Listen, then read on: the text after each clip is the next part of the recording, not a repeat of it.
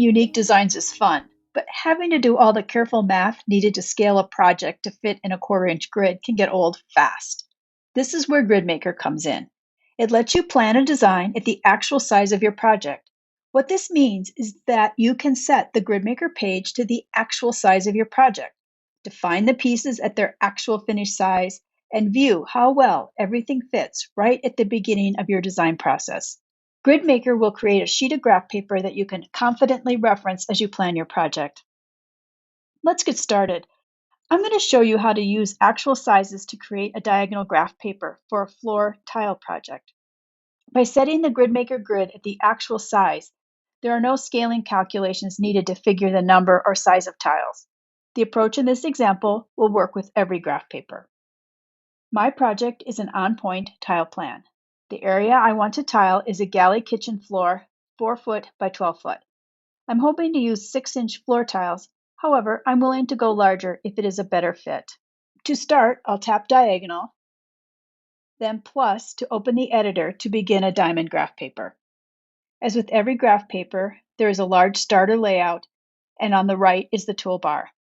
As my first step, I want to let GridMaker know the finished size of the project.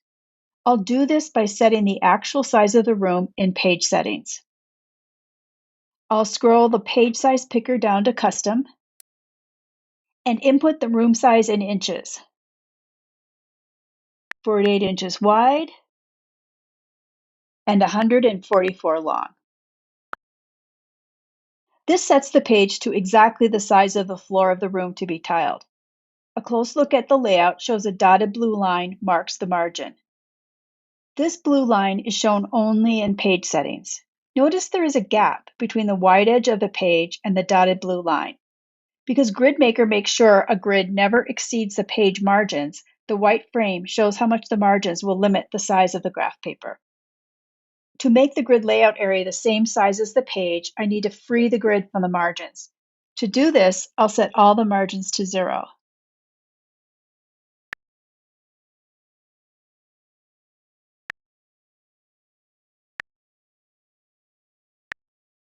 Now that the margins are 0, they are out of the way, and the area available for the grid layout closely matches the page size.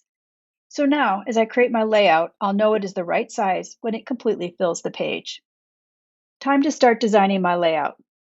I'll start by opening the Diagonal tool at the top of the toolbar, and I will adjust the side length to 6.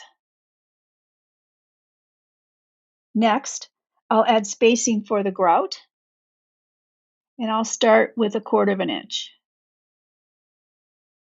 It's time to step back and take a look at the layout. I can see the design with 6-inch tiles does not quite fill the page, so the layout is smaller than the 48 by 44 I need. Maybe with a few adjustments to the size of the tile and grout, I can get a closer fit. First, I'll slowly increase the size of the tile. 7, 8. 8 looks like a better fit for the layout. Next, I'll adjust the grout. Increasing the grout just a bit to 3/8 of an inch gets the layout very close to the size of the room. So just how close am I to the 48 by 44 size? I can find out by going back to Page Settings. To start, I'll zoom in so I can see the exact point where the grid fits tight to the page. Gradually increasing the size of the top margin moves the blue line closer to the edge. It looks like the difference is only 1.5 inches, so I should be able to handle this in sizing the threshold, so I'll let it go. Gradually increasing the size of the side margin moves that line closer to the edge. The difference is just 1/4 inch, or 1/8 of an inch on each side, which should be nicely hidden under the toe kick and not be a problem. I'll close the page setting tool and step back and look at the layout one more time.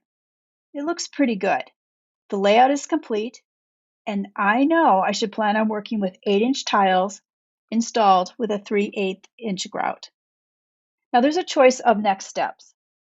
One is that the layout could be shared as a PDF, PNG, or SVG. To share the graph paper, open More in the top right corner. PNG and SVG are shared directly in that format. However, because a PDF has some options before it is shared, let's take a quick look at PDF. To continue the process to create a PDF, tap More in the PDF. Open PDF line width, and I'll set it to fine lines and leave bolder lines on to make the lines just a bit easier to see. Going back, the PDF page has one advantage I'd like to mention over the other formats. That's that a scale can be added. To add a scale, tap Size Legend. Turn on the switch to see it, and then use the tools to adjust its placement. To share the PDF, open More on the PDF page and tap Print to let iOS scale the PDF to print on an 8.5 by 11-inch page, or tap Share to export the PDF at its actual size. The other next step is to use Paint to plan your tile design in GridMaker. One change you might notice is that the quality options are different. With scaled papers, there's a choice of 3 quality stars. However, because this layout is just so large, the options had to be reduced to handle all the pixels needed to transform this grid into an image for painting. Don't let this put you off. Either will be good to work with. Pick your colors. Now, to learn more about Paint and its custom color palettes, open More and Help to find some tutorials on the Paint tool. And that's it. That's how to use GridMaker to plan projects without scaling.